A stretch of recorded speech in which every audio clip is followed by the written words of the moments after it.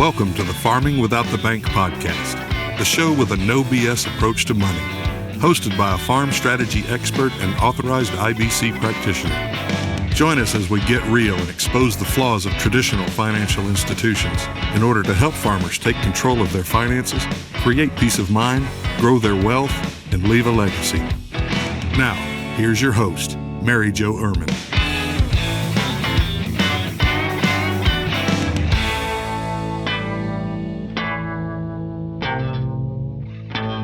Hello, and welcome back to the podcast. Thank you very much for being here. I appreciate it. If you're a newbie, welcome aboard. All right, today we are going to talk with Rebecca Undem. She is an author, a speaker, a founder, an executive director of Growing Small Towns, which is a super cool mission. I just found out it's a nonprofit, so that's exciting. But if you guys have not heard about it, go to the Growing Small Towns podcast and you'll hear all about it. We are going to talk with her today because she is just amazing and has a little bit of information about everything. So we're going to see where it takes us. So welcome and thank you for being here, Rebecca. Oh, super happy to be here, Mary Jo. Thanks for having me. So I know that you are a farm kid and that your parents and husband farm, but you also talk to people about businesses. And obviously my podcast reaches both sides of that spectrum. Right. And so let's first talk about Growing Small Towns, because I have been listening to your podcast and I absolutely love it. Even though I don't live in a small town like you do, I still think that it is so awesome because people think there's not value in small towns and I don't want to live in the middle of nowhere. And how far is the closest Walmart? That's how you judge how far people live out. How far is the closest Walmart? And so can you tell us a little bit about what made you start that nonprofit and what the mission is?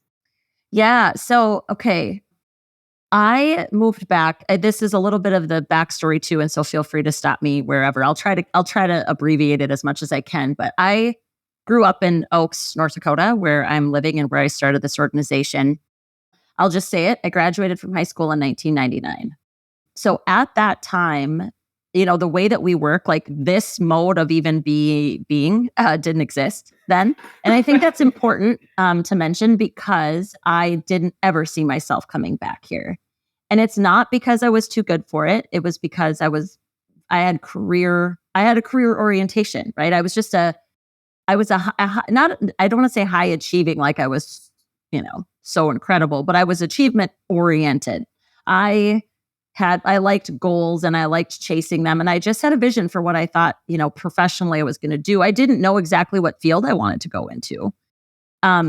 But I went to college at NDSU in Fargo. And I mean, once I was there, I was just like, well, at a minimum, I'll be at a town this big. I couldn't see myself coming back. Well, of course, things happen, life changes. So I was gone for about a decade. And it was actually my mom started a pumpkin patch on our farm. And I just felt like she needed a lot of help. And I had fallen out of love. I was a banker. I was in banking. I was in financial services. I was securities licensed. Isn't that interesting? Yes, I was securities licensed I did not know that. And a mortgage lender. And I enjoyed it, but it was just kind of like, I really just enjoyed the people aspect of it more than anything, right? And so I'd kind of become a little disenchanted with banking. And so I was ready for a change. I didn't really anticipate that this would be the change, right? That I'd move home. But also I'm the fifth generation of my family now to farm. My dad was is a fourth generation farmer, had an older brother that didn't have any interest in coming back. My husband was working for the government at the time in Fargo, didn't love his job. And it was just like, well, this is something we actually could do. So it was really a crazy decision, I would say, to come back, for sure. And I started working actually alongside my job was Dale Carnegie Training. I had reached out to them and said, I'm kind of interested potentially in doing this work. So I was already down that path to become a certified trainer with them. And so when I moved home, I ended up taking the sales territory kind of in the middle of North Dakota, kind of Oaks up through like Carrington. So Jamestown and Valley City were two of the communities in my territory. So that was what brought us back. And I was pregnant when we came back with our first child. And so I would say the first, 7 years of being here in Oaks, it was just, I was doing Dale Carnegie. I took a detour, worked for a nonprofit. Like my career, I was trying to continue moving it forward, but I was really just up to my eyeballs in babies. So we had 3 kids, we had 3 kids in those 7 years being back, and that was busy. My husband was farming. My husband was navigating, working with my dad, which, as a lot of your listeners probably know, that's a thing. It's a that's huge a question I have. Yeah, I'll answer. I'll be honest about anything related to that too. But it was very, very challenging. And so after our youngest, so we had 3 kids, right? 2 boys and a girl. When Brinley, our daughter, turned about 4, I really started it was just this burning kind of feeling. Like I was doing this organizational development work. I don't work for Dale Carnegie anymore. Even when I started growing small towns, I was working on my own, doing client work in org development. So talking about, culture, and do you have the foundational blocks, those necessary things in place to create a great place to work, right? That's what I help my clients do. And I couldn't stop thinking about the fact that, like, okay, well, lucky for people that work for a company that develops them, that gives them opportunities to go out and get better at, interpersonal skills and communication, and like leadership skills is such a big, broad category, but most people understand kind of the nature of what that sounds like. And I just kept thinking, okay, so there's all these people in these small communities. How are they getting that development? Because if you normally get it through your employer, most of our employers in our small community, unless it's the hospital or the school, aren't probably set up with the resources to make those things available. And so my biggest idea about it, the thing that was just on my heart was like, how do we democratize that so that more people have access to it? Because everything that's interpersonal is super important in a community like mine. And those are the kinds of skills that follow you everywhere, right? It's not just something that you get and then you use it in the one context. It's not just a skill at work. It becomes a skill in every community thing that you're involved in. And, the people that are wired for this kind of thing, they're really involved in a community like mine. And so I couldn't really let it go. For me too, I wanted a space that I would be proud to invite people to. That was something that mattered to me, like the physical space of it. So, I mean, that's the big picture programming idea that I had. Like, how do we get more of these opportunities into the hands of the people that need them? But then there was this building. This building was sitting vacant right in the middle of Main Street. My grandparents, my mom's parents, ran a Ben Franklin store from it when I was a little girl, and they're gone. They were gone when I started this organization, but I just couldn't stop thinking about this building. And so the idea of having a place that I got to control was really enticing to me. I didn't really want a retail business necessarily because I still travel a lot, whether speaking or doing client work, that I can't have something where I have to be tied to it. So what could I create that would give me that flexibility? Then, I mean, the biggest question that spurred all this on, Mary Jo, was just like, what do I want to see in Oaks? And what do I want?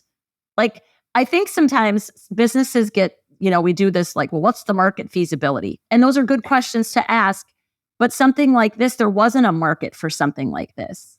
It really came down to what did I want and what was I willing to bet on? I mean, that's the nuts and bolts of it. People want to start something that they've seen is successful. Right. But is it more work to start something that is new? Yes, 100%. But it is also needed. It's not about what other people have done.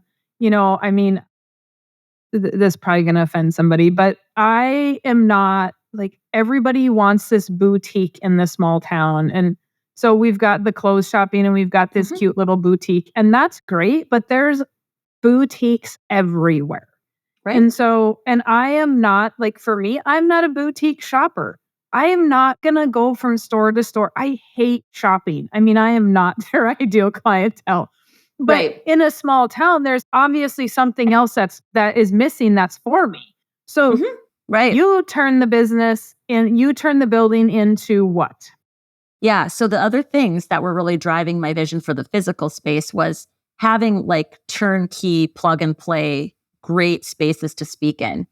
Again, this was born out of my own pain, right? A lot of small towns would hire me and I'd literally be like dragging my projector and my own Bluetooth speakers along. And then I'd be like in the back room of a dark VFW, or whatever. And I thought, no, like I want this space to be the kind of space that I would love to speak in. So that, right. And having like a mixed use space where you could host, and really people, you walk into my building, it's beautiful. So it's an event and kind of training facility, right? I wanted co-working to be part of the packaging that we offered because I just think there's a huge opportunity. People, now granted, like will co-working fund the actual mortgage on this building? No, ma'am, it will not. It does not. I need programming and I need compelling programming that I can partner with the private sector to pay for. That's the truth. And that's the other reason why it's a nonprofit is because the end user can't afford to pay the rates of what this development is. They can't. That's why it doesn't exist in small towns. Interesting. Providers like Dale Carnegie, they're great. I mean, it's great. I'm so thankful for that whole experience. Their price point, the model that they have, they don't seek out small towns like this because the price point, people can't justify it. Because it's too expensive. Correct. Right. Interesting. Correct. So the nonprofit piece of it keeps the rates a little bit lower. Right. But I mean, there's still people in town that are going to either bring in speakers, but they have to have a place to have a Christmas party. They have to have a place to have customer appreciation, maybe. Like there are still so many uses for that space. Baby showers, family gatherings. Like I'm assuming that your facility, you can do all of those. You're renting it for all of those things. Yeah. So in truth, I would say that our space is a little less for those personal things because our rates are reflective of what is in here. Okay. And so it certainly can be. People will call me but usually a lot of times when I tell people their rates, they're like, "What, are you crazy?" And I kind of smile and I'm like, no, I'm not. I'm actually not crazy. And this is still way, way, way, way cheaper than what you would be paying if you were in a similar space in Fargo. So I think it's a little bit retraining people to help them understand. Well, I think it's retraining a thought process, Rebecca. It is. The fact that we live in a small town, so it should be cheaper. But it doesn't matter if you build it in a small town or if you build it in Fargo or Bismarck or a bigger city. Yep. It costs the same amount. It actually costs more in a small town because contractors don't want to come out there and work. Right. And so if you want the nice stuff, this is kind of what drives me crazy about small town, is that you want all the stuff, but then you don't want to pay for it as if, like, you don't want to pay for the groceries of the small town because you can go somewhere else and get it less expensive. But then when the store goes away, you're mad. You're like, whoa, where did it go? I mean, I just heard about this in another small town here in North Dakota, that the restaurant closed. And I looked at the restaurant. I had not been in it. And I looked at the pictures of it. And I'm like, oh my gosh, that place was amazing. So cool, right? They had just cool tables and it was a nice updated metal building facility. And the owner said, yeah, everybody said, oh, geez, we wish you weren't closing. She said, we wouldn't have had to close if you guys would have actually eaten here. Shopped here. Right. Yeah. Or been here. Patronize it. Yeah. What's really interesting is I feel like I have learned so much about this exact thing. And what I try to, and I'm not fighting against it because I don't even like where that energy feels. Like I'm trying to encourage people and just the very idea that we can have nice things in a community like mine. It's just teaching them. Yeah. And it's showing people what's possible too. Yeah.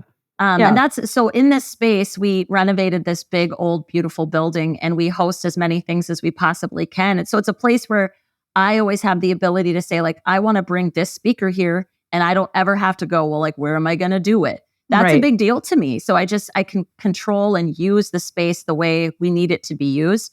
But then, yes, it's also what's been very cool is there are companies that host offsites here.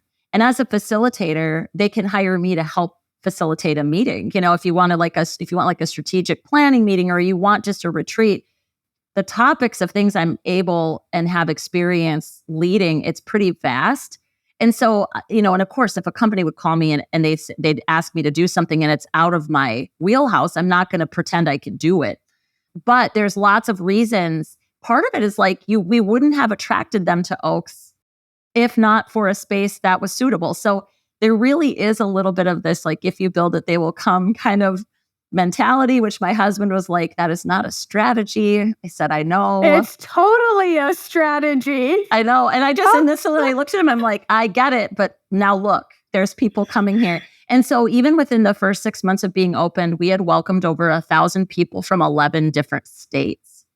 That's 11 awesome. Different states. So where so as a small town person, and you and I are built very similar. We have ideas galore and we'll just do it. Like, I don't know about you. I've been watching you forever. And I don't know you as well as I'd love to, but I like just do things without even really thinking, right? Like, we bought some acreage and it had a house on it and it came for sale. I told my husband we're buying it. He's like, I texted him and said, hey, that place is for sale.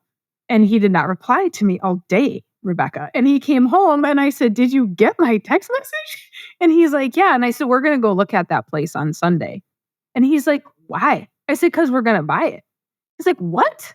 I'm like, we're going to buy it. So by Monday, I had it bought and he is still just trying to I said, just 2 days, you'll be fine. Because I've already learned that in 2 days, he's okay. And he'll just jump on my wagon and help me, even though I'm sure he would want to kill me at some point. But when it's all over, he forgets how painful it was. And so now we have this Airbnb 3 miles from town. And it's booked every other weekend. And I was terrified people were not going to want to drive gravel. And I didn't know. And I was like, well, what's worst case scenario? We have some furniture to sell. Like, what? I mean, really, how bad can this be? Right. And so I think like now with your thing, okay, build it, they'll come, because it's totally a thing. It's not false. Like, it's a thing. You have to market it. You have to understand what you're doing. Absolutely. But now where do they stay in Oaks? Because people in small towns are going to say, well, I have all these ideas, but Rebecca, where do they stay if you're bringing people in from out of town? Yeah. So I have a couple things with this. So we actually, like in Oaks, we actually have a couple of hotels. We've got some great Airbnbs. We can't host like a big conference necessarily and support all of the people that might have to stay. So then a way to think about it is, well, what does how can you plan day experiences where people can travel in and out to you? Yeah. So I mean, there's just ways around these things. And then, I would love to see us build another hotel at some point. And I think, again, if we continue to bring people here and we continue to like push the demand for that, then that's when it would make sense for somebody to actually take that on. But so that's where I focus my energy and my attention. It's just like, what does a day trip to this community look like? And how can we be a catalyst for that? So you have the podcast, the Growing Small Towns Show is the name of the podcast. And so on the podcast, you talk a lot about everything, really. But if there are people out there in small towns, because they are listening right now, and they are somebody that wants to add to maybe what they're doing with the family farm, or they have a small town and they don't want to do a boutique, what advice would you give them to just step out and try it? Yeah. So I'd start going back to the same question I asked myself, was just, what do you really want? What's the gap for you in your community? Okay. That's where I start, because honestly, if it doesn't fill a need for you, it'd be super likely. Burnout is a real thing. I mean, we all know this. And so to me, you have to be energized and inspired by the thing you created. I do think that's important in a small community. Then the second thing would be, can you find one other person in your community? Like, that's to me what grassroots movements kind of feel like and look like. Can you find one other person that shares that vision with you? And then the next question is, what is the smallest, simplest, cheapest, easiest way to make that thing happen? Now, in my case, I didn't feel like I had what I wanted to build was physical, and it required capital. There wasn't an easy, simple, cheap way to test this idea out. But literally my entire professional background showed me that this could be a thing. And I had spent my entire career building connections, building relationships, networking, spending a lot of time getting to know people. So I knew who to talk to and I knew who to call. And so my idea, I don't know, when people say like, how would we build that in our town? I just say, well, it would have to just look different, hopefully with a little less upfront investment, because we also saved a building. And I'm very, very proud of it. I'm proud of the fact that we did that. So I do mean, you it's ever really, do consulting with people that want to do what you did in their town?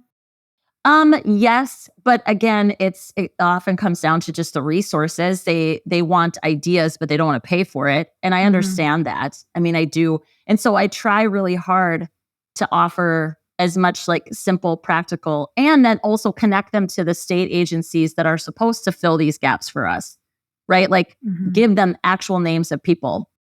Call this person, call this person, call this person. And they're funded to offer that advice for free. You know, that's one of the trickiest parts about consulting. Everybody wants to pick your brain, but my brain has limits on how much I can even hold to begin with, and certainly how much I can just give away. Yeah, but it's a matter of, and we were talking a little bit before we got on, Rebecca and I were talking a little bit about how we're tired. Oh man, I'm so tired. Yeah. Yes. And today and right now, I'm very, very tired. Yeah.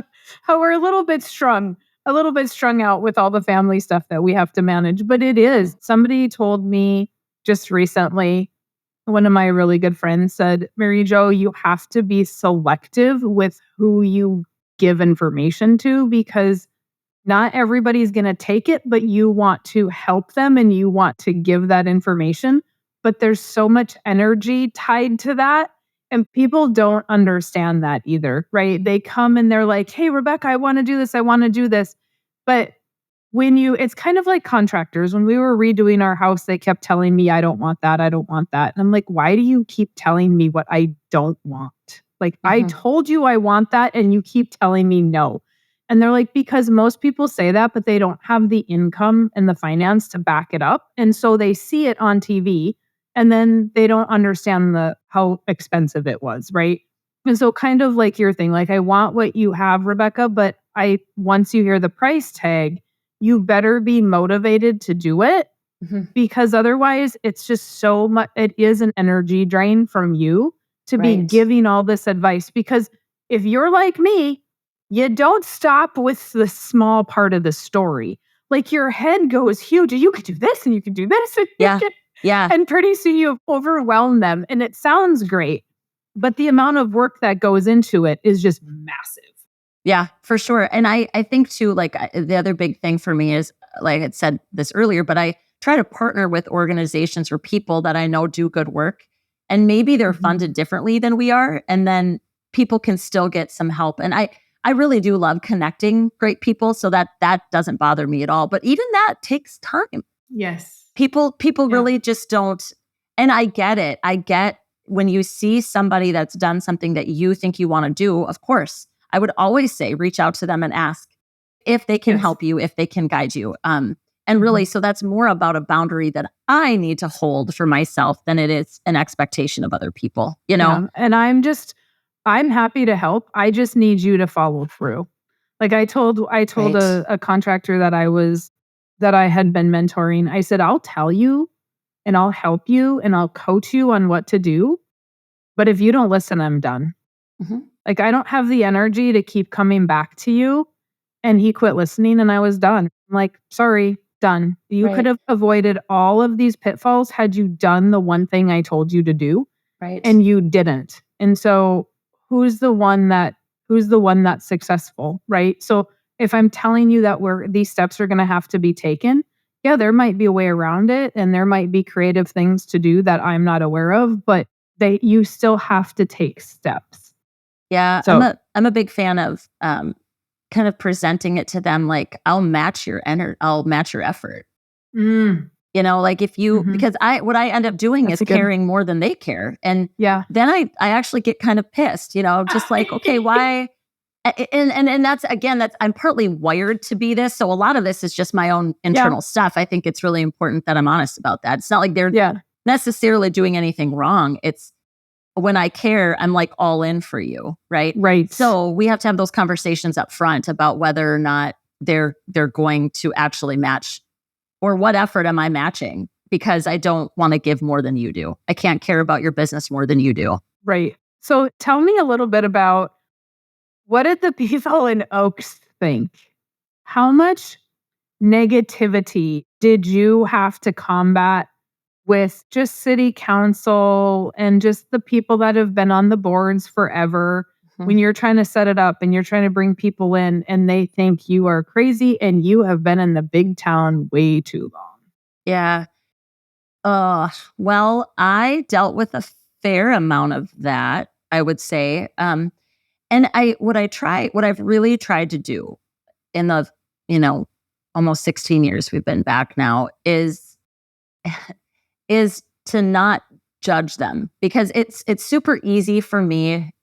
I fall into it really quickly because I really operate from a place of hope and optimism, for the Mhm. future. I'm not a fear-based thinker. I don't, of course, like you can say, well, that's not going to work. And what about this? And what about that? And I say, yeah, those are challenges for us to overcome. Let's problem solve our way around those things. Right. So it can be really tempting to just say, well, they're closed-minded and they're ignorant and they're myopic and they're, like label them a bunch of different ways. And so what I've tried to do instead is just say, okay, of course they can't understand what I'm talking about. They've never Right. seen what I'm talking about. Right. So I think for me, where I started to kind of, and this again it's therapy. I mean, I'm a big fan of therapy. I think it's super important because I'd be facing these things and I just felt so alone at times, and it was really hard. Because at the end of Mhm. the day, I still want everybody to like me. And you know what? You step out and do something like this,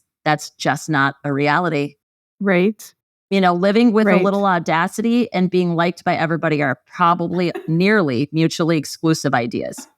And so very hard to navigate that. But Yeah. early on, one of my one of the partners I'd been working with, he just said, Rebecca, as you're facing all of this, what feels like resistance to your idea, he said, just realize that they may not get in the boat with you and like grab an oar and start rowing you and your organization in this direction, your whole community even.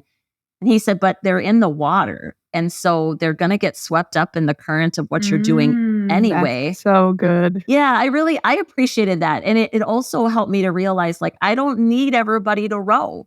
Sometimes I think in small towns, we tell ourselves that we have to win over the powers that be. And there's air quotes around that. Like Mhm. the elected officials, whomever the people of power feel like they are in your community. I think sometimes we tell ourselves they have to get on board. And then I always just ask, well, do they? Mhm. Do That's a good point. who really needs to be on board with you? Because we're not going to convince people. A lot of times, if it's something really new, you're going to have to demonstrate it. You're going to have to show them. Mhm. And so for me, I've gotten to this, I think, kind of a beautiful place where I don't feel as much kind of internal consternation about these folks. I just recognize that, and also recognizing that you're not going to win everybody over. Mhm. Yeah, and you can't fight them because Yeah, I mean, if you fight them and label them and belittle them, it's just going to make it worse. it But does. It does. I have experienced kind of the same thing with farmers that think that, if you don't farm 5,000 acres or 3,000 acres, you're just a nobody. When in fact, I've learned very quickly that it depends. The word farming, what does it matter? Some people call it gardening if it's too small. Right. In North Dakota, it's Mhm. gardening. In the South, it's farming, just because of the fact that there's hills and trees and stuff that we don't have here. in the Midwest. And so it very much is relative to where you are. But if we've never left our community to see it, it's not ignorance. It's not anything bad. It's just inexperience. Right. Of or not wanting to leave our comfort zone. I mean, if my husband never had to leave our farm, he would be ecstatic. Like, we go into town now, and I mean, it's Bismarck. He might have to sit through a light twice. You would think the world is ending. Right. You know? Like, somebody didn't go the second they're on a green. Like, the guy is the calmest person on the planet until he's in a car. And then all of a sudden he has zero patience. Yeah. But you could put him out in the middle of nowhere and he would be fine and never have to leave. And I feel like that you're exactly right. They just don't know until they know. And now, years later, because you're what, 3 years into this? Yep. So 3 years later, what have those same people said? Have they come back and said, your crazy idea worked and that's awesome? Some of them.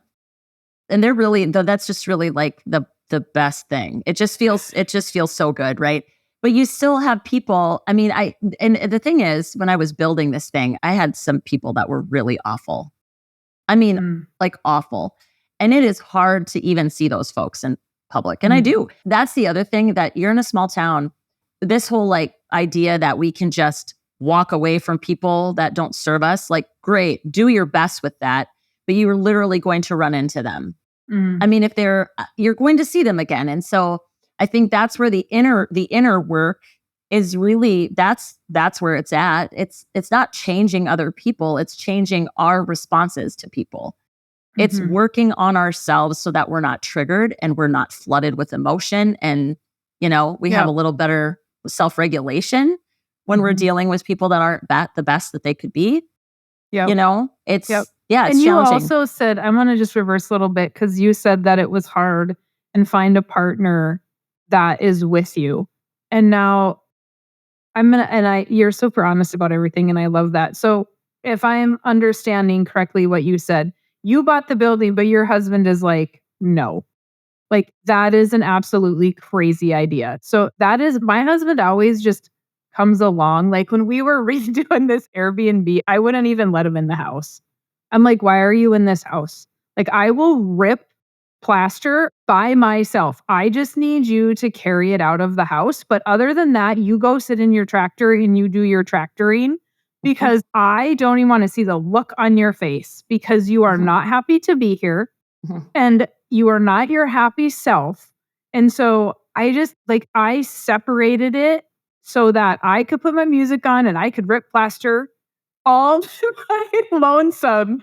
But how did you manage that if he was not on board? Because I see that a lot. I don't know if I managed it well, Mary Jo. I mean, we got through it.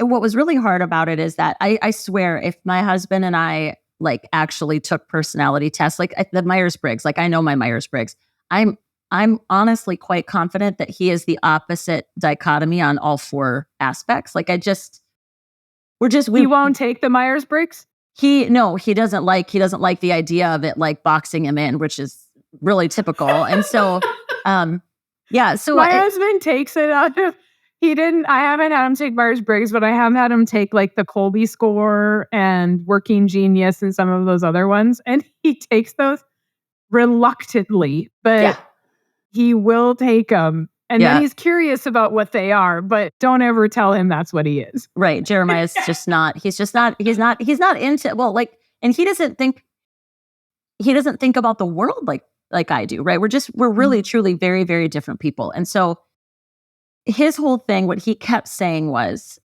because we had to take out an enormous loan. It's not like this, I was not funded with a bunch of grant money. I think that's a pretty big misconception. Even like the USDA, like some of their programs, my building didn't qualify for lots of reasons. I mean, we could talk, that's a whole other thing. But we had to take out a loan. And so his whole thing was, if I'm going to sign a personal guarantee for this loan, he said, I need to see a business plan. And I said, well, that's fine, because the bank will too, But I just kept saying to him, but it could be total bullshit. Like, because business plans kind of Yeah, are, it's all they are. projections. They're You're saying stupid. this is Yeah. what we're planning to do. Yep. And all I said to him was, here's what I can promise you.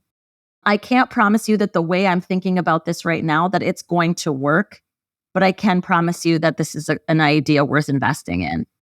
And that I get that it didn't like calm his fears at all. I was afraid too, but I just said to him, look, I've got thoughts about how this is going to work. And the truth is now we're 2 full years in the building being done. We renovated it. We bought it in October of 2020. What I thought would happen didn't always happen. Some of what I thought would make sense didn't make sense. And so it's a constant iteration anyway. It is a startup in the purest sense of the word. Again, everything gets validated. Why I started it, completely validated over the last 2 years. I haven't seen a single thing where I'm like, oh, this was a mistake. That's not happening at all. It's more just like the exact way I thought we would bring some of these things to market isn't the way it needs to be done. That doesn't mean it's not working, because we're paying the bills, we're paying our mortgage, we're paying people. Like it's all working, but you have to be really open to the idea too, that if like the way you set out to start, if you find that it's not getting the traction, doesn't mean you scrap it all entirely, right? But you've got to be open to that process of iteration, no matter what it is that you're doing. And I just love that. I love that even though he wasn't 100% on board, A, he obviously backed you so you could do it, but B, you pushed anyway. And I see so many people back down and don't do something because their spouse isn't in agreement with it. And it's really hard, Mary Jo. It is super hard. This is my second marriage, so a lot of people don't know that because I don't talk about the first one because there's not much to talk about. But he was not supportive. And I'm like, see ya. Right. Like I have always had big ideas and he was very scared of big ideas. And I'm like, I cannot live that life. Like there are things that I'm going to do. And that is one thing that Scott is super good about is he thinks I'm crazy 90% of the time, but he is there to help with whatever needs to be done, and Right. He's getting a little more vocal, like, oh, that's a good idea. That's probably not such, and I call him my Debbie Downer and he's not, he's my reality because I'm so in the clouds that he's like, okay, how is that going to work? And I've learned it's taken me, we've been together 20 years.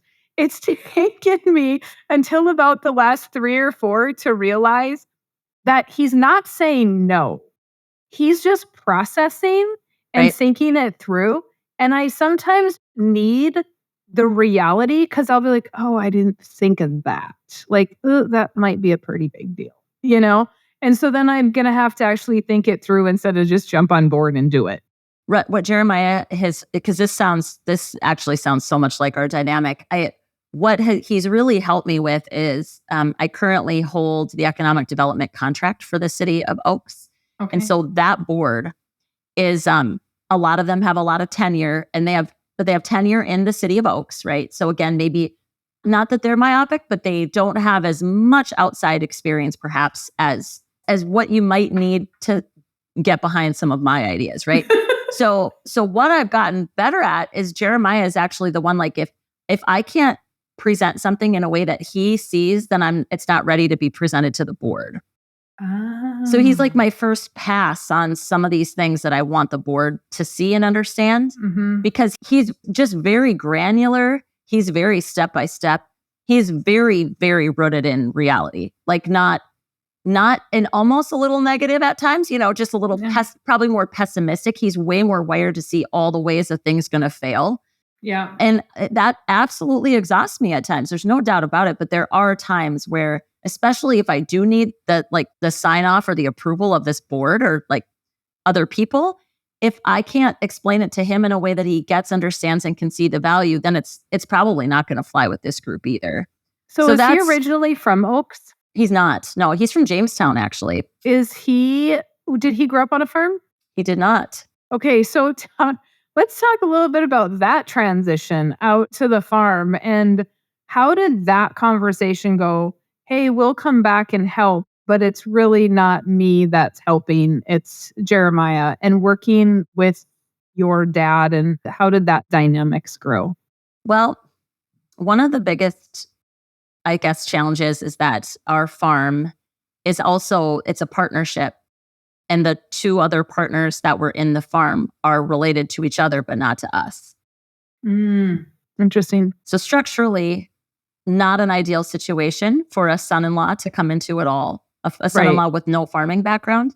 Right. The one thing Jeremiah had was he had 2 degrees from NDSU. One was in natural resource management.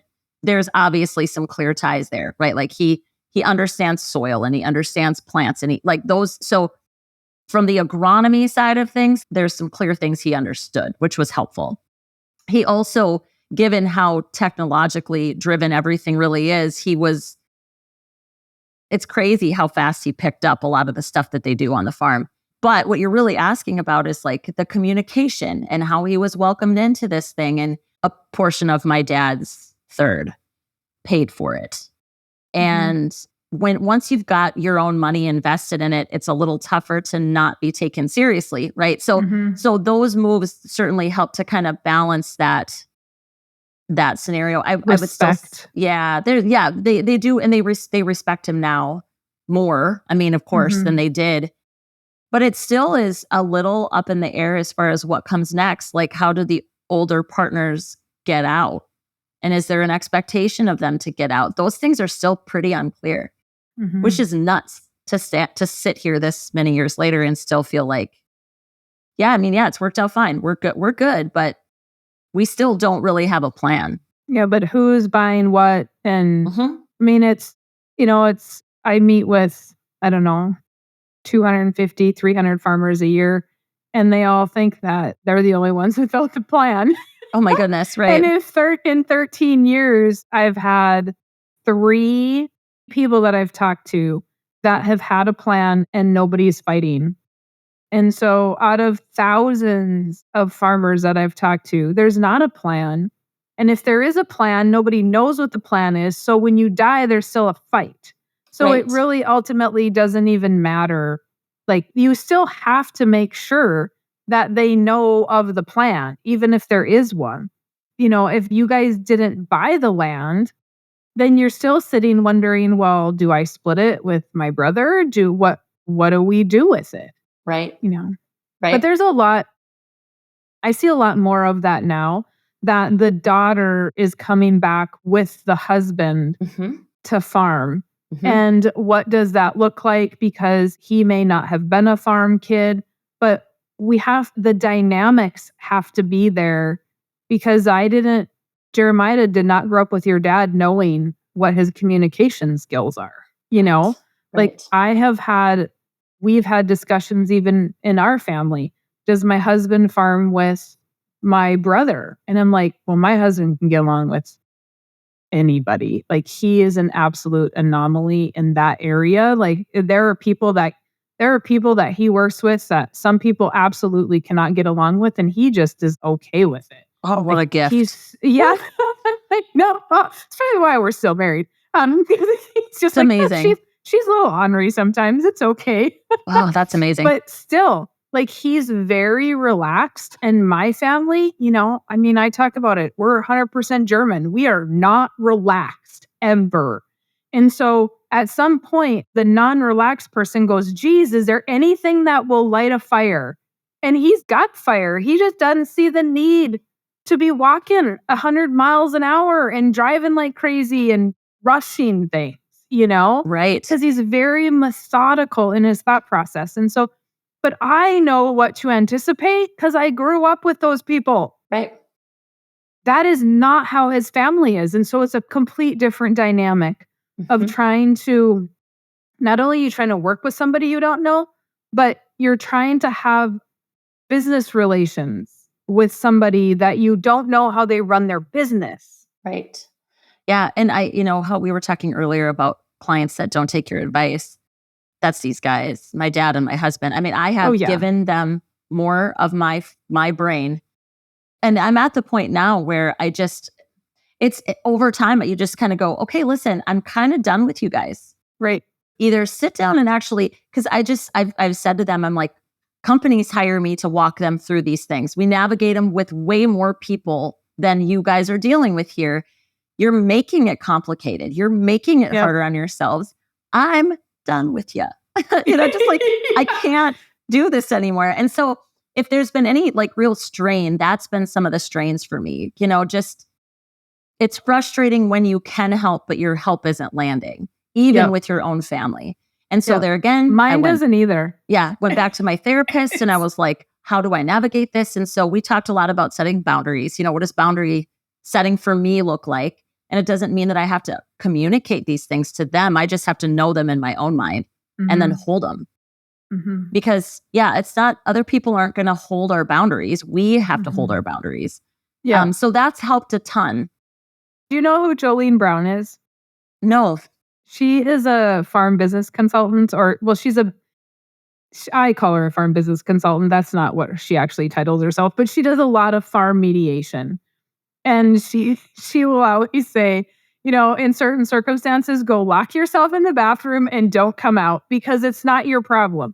They can figure it out themselves. Right. Don't ask me if you don't want to do it on your own and figure it out on your own. Yeah.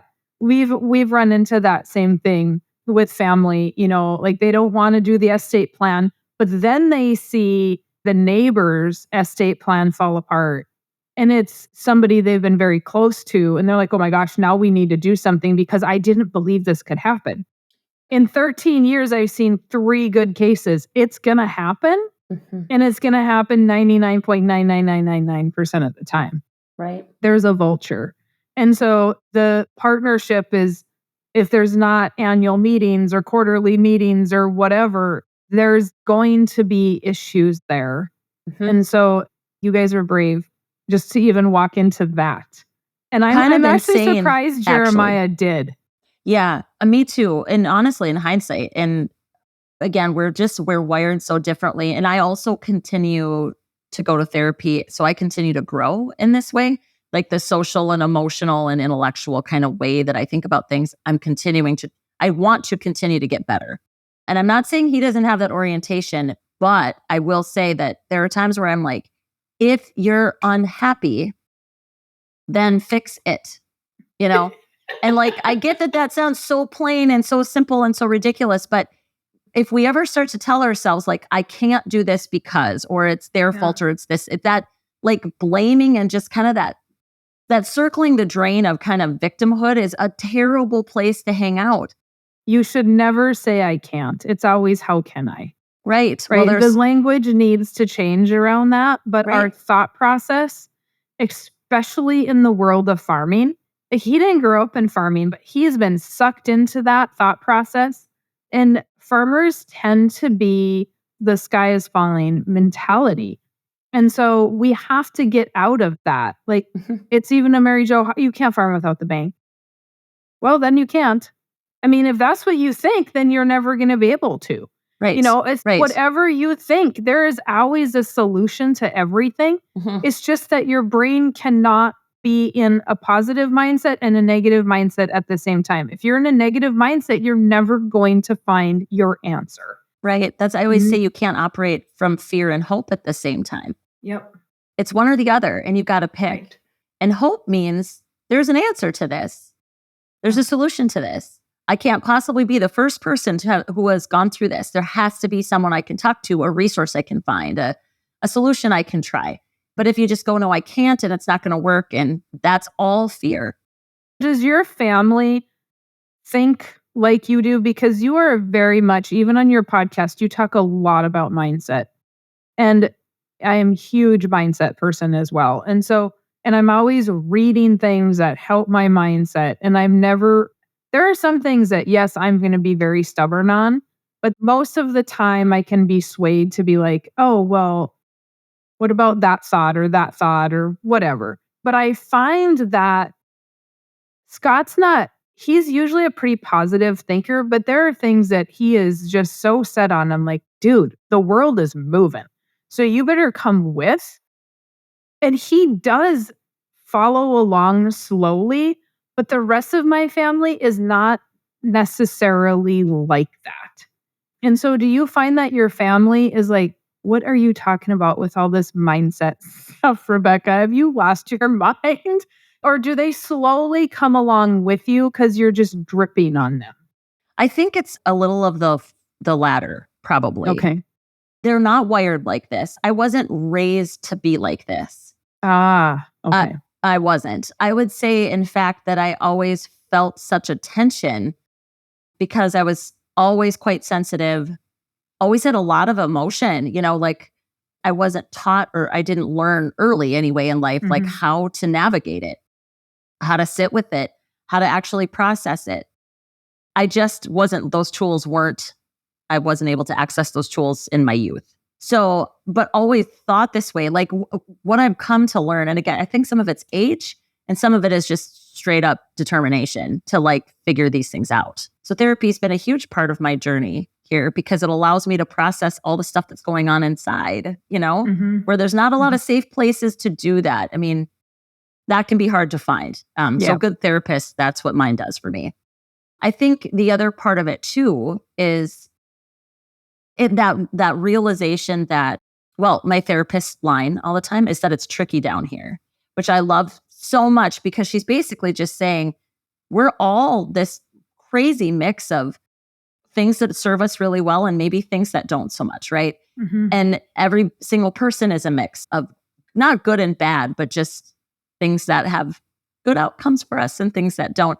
And I want to continue to try to work on the things that hold me back or aren't allowing me to achieve what I want with some level of peace too. Because like really my very nature, I'm not really easily satisfied, which is tricky. Do you know who Dan Sullivan is? Yes. From Strategic Coach. I do. He wrote the book, The Gap. And I did some coaching with Dan. And not being satisfied is part of the gap. That, okay, we accomplished this. Now move that goalpost because we're on our way. You're not going to stop and celebrate. And I'm not going to stop for 2 seconds to be like, oh, look at everything we did. Sure, this is what we haven't done because my brain is already out to the next thing that needs to be done. Right. And so that is one thing that people feel like, oh, you're just never happy. Oh, I'm happy. I'm super happy. But there's so much stuff to do. Who's going to take time to celebrate? You know how much time you're wasting celebrating? Right. Yep. So I would challenge you on that thought process that you're not happy. Because I think that... I didn't say I'm not happy because I am happy. I find myself hard to not satisfied. Yeah, to be unsatisfied. Yeah. And that's exactly it. Yeah, no, you're good. But what you just described is exactly it. Like, I feel like I'm never going to not strive. Right. That's what it is. It's a striving. And it's not even because like I think I'll become something when I get that thing. It's just the doing it. I love the process of striving. I love the process of growth that comes from overcoming and persisting through something that's really hard. I actually love it. It's so then that's challenging. And I also think that just that personality style, and it doesn't set me up to be super understood in a community that's not really the way, right? Right, because the people that aren't striving all the time are the people that are just happy doing the same thing every day. Yeah, kind of status quo. Yep. And I'm like you, I'm not. I mean, if I took a Friday off not so long ago, I think I had a Friday and a Monday off. And I was like, okay, seriously? Like, I just started probably 2 new businesses by Monday. I was bored out of my gourd. Like, what am I supposed to be doing? Like, I just cannot shut my brain off. Yeah, me neither. And so it is we accomplished this, but now it's this. And I've just learned, like, I used to get super angry at the people that didn't want to do that. And I'm like, how do you not want to do that? But then, like, that's okay. We need those people to be employees for people like us. They just want to punch the clock, and that's great. I need you to just punch a clock, and I need you to shut off because I am on all the time. If you were on all the time, then, oh my gosh, like we have a future mutual friend, Marilyn, and she is equally as full of ideas as we are. And I just recently traveled to Iowa with her. And we were coming back and she was super tired, not really talking. And I'm like, oh, thank God you're tired. And she started laughing. She's like, why? I'm like, because the ideas have stopped. Even I was like, tapped with ideas because I was tired, right? And she was fresh over there spewing ideas. And I'm like, I'm tired. And so at some point, my brain does get to full capacity. Yeah. But I'm with you. I'm never satisfied. But it's not because I'm trying to make a name. I'm not trying to make a certain dollar amount. It is just a desire to want to do something new and fresh. Mm-hmm. And what's the next new and fresh thing? Right. Honestly, it's quite fascinating. I think the thing we haven't talked about that I think is important for people that might want to start a business or start their own thing, we talked about how do you deal with the people that don't see it. What I have found has been one of the coolest, most incredible, unexpected, just like, holy crap, this is incredible kind of thing, is all of the people that I've found because I've been so clear about who I am, how I want to serve, how I want to shape small communities. You know, if you think about it, almost like planting a flag, right? That's got these really clear statements of identity or just vision and hope and, you know, passion, right? If you just go, these are the people I'm looking for, and you plant this flag, the people that it's for can see it. When you open yourself up to that, it's extraordinary. It has been extraordinary, the people that I've met in the last 3 years, building this very specific thing. My life is totally changed by the incredible humans that have come into my life. And had I not done this thing, I wouldn't know them. Right. And so that alone, it's just, I don't have a single regret about what has happened in the last 3 years. I have no regrets about it. I'm just truly, I feel just truly so much more enriched by the whole experience. Along that way of meeting those people, some of these other people have dropped off. They were in your life for a purpose along the way. Right. But when you get to the level of being a business owner, and if you're going to be successful, like, I love talking to all business owners, but what I find is I love helping people get to where I'm at, but I also need those people that are higher than where I'm at because I need the place to grow. And so there's not a lot of those people in the world.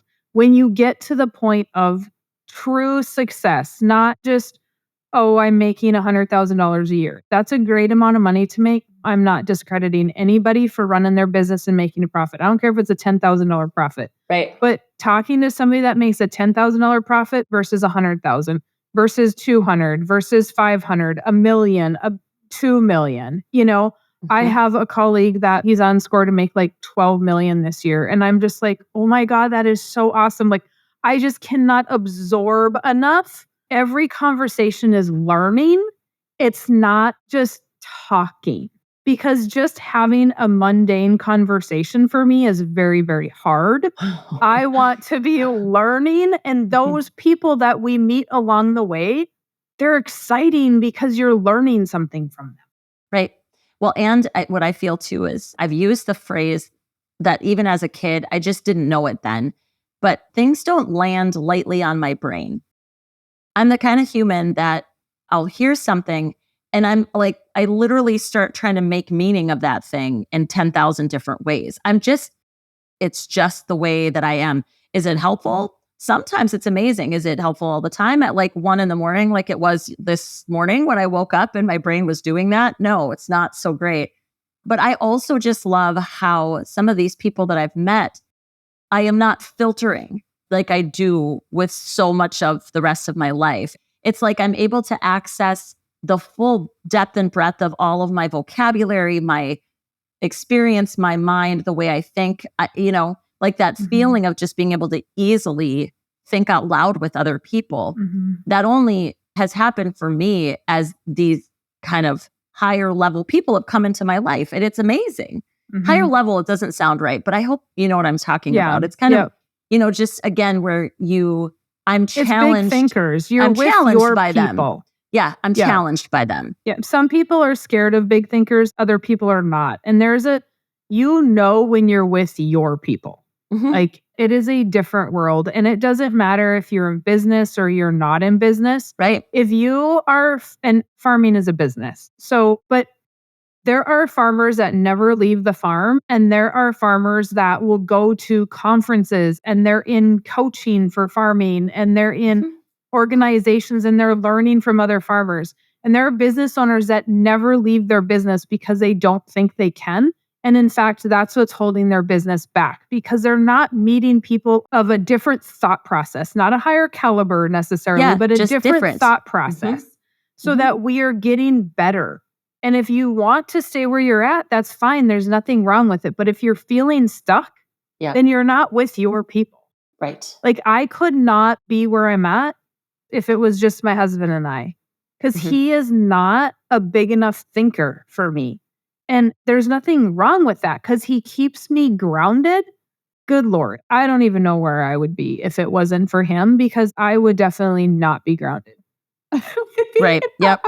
I would be in the clouds all the time, you know, and I don't know where my health would be because I am so strung to be doing things constantly that are efficient that he's just like, no, we're relaxing today.